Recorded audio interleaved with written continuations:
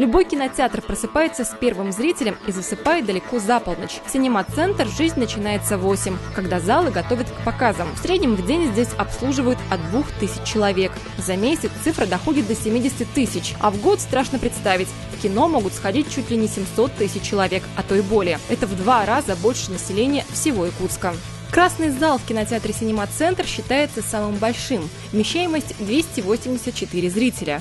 За день здесь проходит 8 показов. Интервал между фильмами минимальный, до 20 минут. За это время надо успеть не только выпустить и впустить зрителей, но и убрать зал. А вот в этих узких длинных помещениях с различным дорогостоящим оборудованием и происходит волшебство кинематографа. Эти коридоры связывают между собой комнаты киномеханика, которые выглядят вполне обычно. Стулья, стол, телевизор, компьютер. Полки с бобинами и огромные кинопроекторы ушли в прошлое. С развитием цифровых технологий у нас пленка уже отошла на второй план.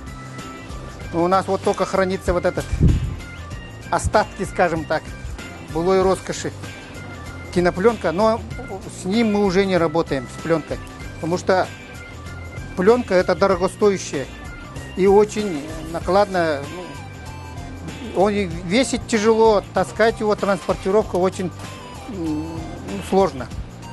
Это вот одна часть, только это 20 минут фильма всего лишь. Вот таких очень 5-7 штук обычно в каждом фильме. Ну из-за этого, что вот цифры. Вот сейчас вот таких кейсах приходят, в обычных хардах. Если ее тут открыть, то тут видно, что она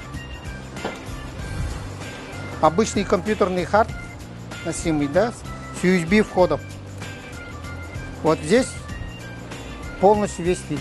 Файлы, поставляемые цифровым кинотеатром на жестких дисках, включают, помимо самого фильма, определенные метаданные, разрешающие воспроизведение только с использованием проекционной аппаратуры D-Cinema. Видео в таком файле занимает 160-220 гигабайт, и дома его не посмотришь. Запуск всего фильма зависит от простого нажатия кнопки. Это мы как сейчас работаем как системный администратор, как компьютерщики.